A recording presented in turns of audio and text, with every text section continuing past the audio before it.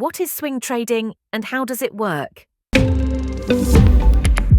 Swing trading focuses on capturing portions of larger market moves rather than trying to time exact tops and bottoms. In uptrends, traders look to buy the dips at swing lows. In downtrends, they aim to sell the rallies at swing highs. The strategy combines two key components: technical indicators to determine trend direction, like moving averages. This is an uptrend moving average, and this is a downtrend moving average. Momentum indicators like RSI to time entries and exits. Risk management is essential. For long positions, place stops below swing lows. For short positions, place stops above swing highs.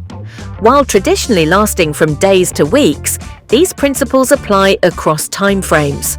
By focusing on capturing the momentum between significant price points, swing trading offers a disciplined approach to markets, balancing opportunity with practical risk management.